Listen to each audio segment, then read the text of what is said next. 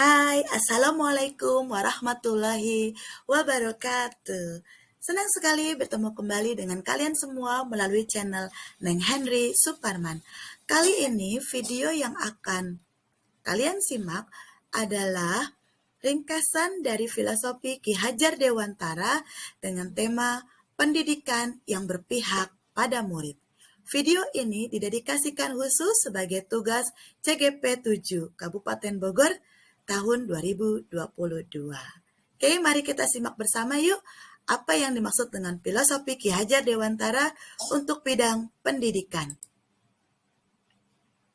Pendidikan menurut Ki Hajar Dewantara terdiri atas pengajaran, di mana pengajaran merupakan bagian yang utuh, bagian yang merupakan bagian proses dari pendidikan itu sendiri, di mana di dalam pengajaran guru memberikan ilmu yang berfaedah baik lahir dan batin kepada siswanya agar siswa berhasil menjadi manusia yang merdeka, manusia yang menjadi manusia yang seutuhnya beriman kepada Tuhan Yang Maha Esa sekaligus memiliki kebudayaan.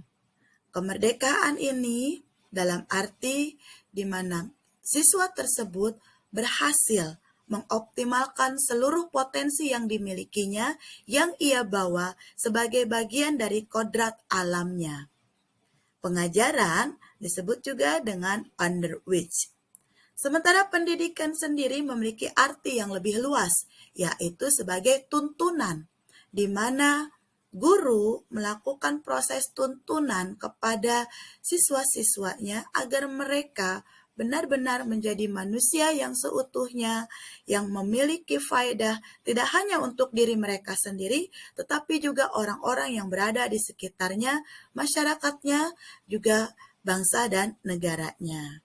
Nah, untuk pendidikan inilah Ki Hajar Dewantara sendiri dalam sambutannya, dalam tulisannya seringkali membandingkan, mengutip beberapa metode pendidikan yang berkembang pada masa Ki Hajar Dewantara hidup, yaitu metode Montessori, metode Froebel, dan metode taman siswa yang berhasil ia ciptakan. Metode taman siswa merupakan gabungan dari metode Montessori dan Froebel, di mana siswa dianggap sebagai kertas putih yang tidak benar-benar putih, tetapi sudah berisi. Hanya saja isinya ini masih samar-samar. Tugas guru lah yang berfungsi sebagai among, ya, sebagai pendamping, penuntun untuk menebalkan tulisan yang samar-samar tersebut, menebalkan potensi kodrat alam yang dibawa oleh siswa tersebut. Taman siswa mengedepankan prinsip pendidikan yang humanis, kemanusiaan, karena bertujuan untuk memanusiakan manusia. Dan juga mengedepankan kerakyatan, di mana pendidikan bersifat merdeka, bebas, dimiliki oleh seluruh lapisan masyarakat, tidak lagi terpaku pada masing-masing golongan tertentu, di mana pada saat Ki Hajar Dewantara masih hidup, pendidikan hanya bisa dimiliki, dikenyam, ditempuh oleh orang-orang tertentu yang memiliki derajat status sosial tinggi di masyarakat. Taman siswa juga mengedepankan prinsip kebangsaan, di mana tujuan akhirnya adalah meraih kemerdekaan. Kemerdekaan sebagai individu dan juga kemerdekaan sebagai bangsa dan negara Indonesia. Pada tahun 1854, jauh sebelum Indonesia merdeka tentunya, pemerintah kolonial Belanda sudah mendengungkan perubahan di dalam sistem penjajahan mereka, di mana mereka berpikir bahwa pendidikan juga perlu dimiliki oleh rakyat jajahan. Maka itu pada tahun 1854 banyak berdiri sekolah-sekolah di wilayah tanah jajahan, terutama di Hindia Belanda atau Indonesia. Sayangnya, prinsip pendidikan yang ada pada masa kolonial Belanda masih bersifat diskriminatif, materialistik, dan individualistik. Mengapa demikian?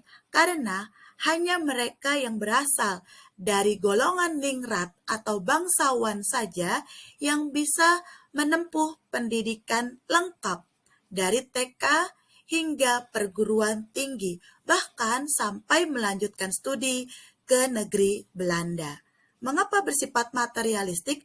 Karena yang diajarkan hanya calistung sederhana saja, membaca, menulis, berhitung, yang cakupannya sangat sederhana, di mana tujuannya hanya menciptakan tenaga-tenaga amtenar atau tenaga pemerintahan, tenaga yang siap pakai untuk mengisi posisi pemerintahan di pemerintah kolonial Belanda. Mengapa bersifat individualistik? Ya, karena pendidikan pada masa kolonial Belanda mengedepankan prinsip individualistik. Bagaimana menguntungkan diri mereka sendiri, bukan berpikir bagaimana mensejahterakan orang-orang yang ada di sekitar mereka, termasuk diri mereka dan juga bangsa dan negara mereka. Berkaitan dengan prinsip filosofi Ki Hajar Dewantara, maka pendidikan di SMA Negeri 4 Cibinong, tempat saya selaku CGP bertugas, sudah mengedepankan proses pendidikan yang menganut asas trikon, di mana siswa seperti menurut pendapatnya Dr. Iwan Sahril, PhD, siswa dipandang sebagai sistem tata surya yang berputar terus-menerus, ya, bergerak. Begitu juga di SMA Negeri 4 Cibinong.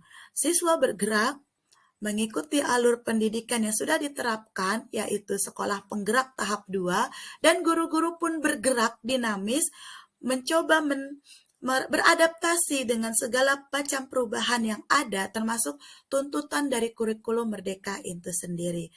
Dan guru yang ada di SMA Negeri 4 Cibinong sendiri sudah menerapkan sistem AMONG, di mana guru tidak lagi berfungsi sebagai orang yang serba tahu, tetapi guru berfungsi sebagai fasilitator belajar, sebagai sahabat, sebagai teman diskusi bagi siswa. SMA Negeri 4 Cibinong juga mengedepankan proses pendidikan yang holistik menyeluruh, di mana siswa diajarkan tidak hanya bagaimana mereka menguasai ilmu pengetahuan secara konseptual, teoritis, tetapi juga praktis. Termasuk di dalamnya bagaimana mereka menjaga kesehatan kebugaran mereka melalui pelajaran olahraga dan juga cabang-cabang olahraga yang diminati, di mana mereka berfungsi pula sebagai atlet daerah. Melalui proyek P5, proyek penguatan profil Pancasila, siswa-siswa di SMA Negeri 4 Cibinong dilatih untuk menguasai profil Pancasila, di mana mereka berhasil menciptakan karya, menjaga lingkungan hidup berdasarkan hasil penelitian mereka sendiri dalam menjaga lingkungan di SMA Negeri 4 Cibinong, sehingga mereka menghasilkan produk ekoenzim dan kompos. Produk-produk ini bisa berdaya guna dan juga berdaya jual tinggi.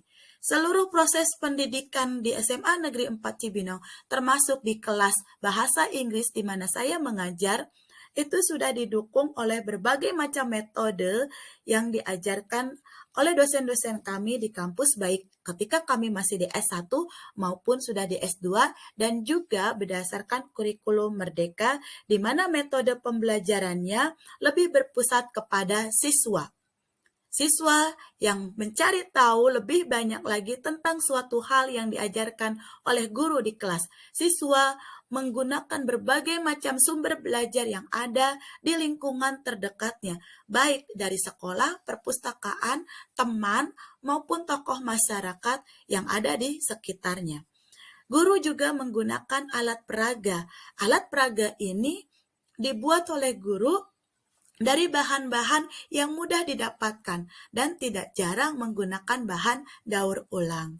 Nah, itulah bagaimana saya memandang filosofi pendidikan Ki Hajar Dewantara, di mana guru harus memiliki sikap ingarso sungtulodo, di depan memberikan teladan, ing madya mangun karso, di tengah membangun kehendak cita-cita kepada siswa agar mereka bisa menemukan solusi dari masalah yang mereka hadapi dalam proses pembelajaran, dan di akhir melakukan tuturi handayani, mendorong siswa untuk menemukan semua hal yang menantang rasa ingin tahu mereka tersebut secara baik, terkontrol, dan dapat dipertanggungjawabkan.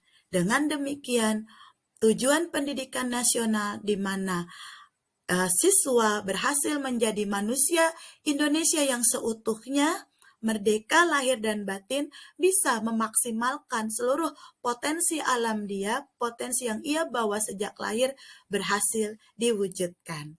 Demikianlah pemaparan saya mengenai pendidikan yang berpihak pada murid berdasarkan filosofi Ki Hajar Dewantara. Oke, terima kasih untuk waktu dan juga partisipasi Anda semua. Silahkan kirimkan komentar di kolom komentar ya. Sampai berjumpa kembali di video berikutnya. Bye-bye.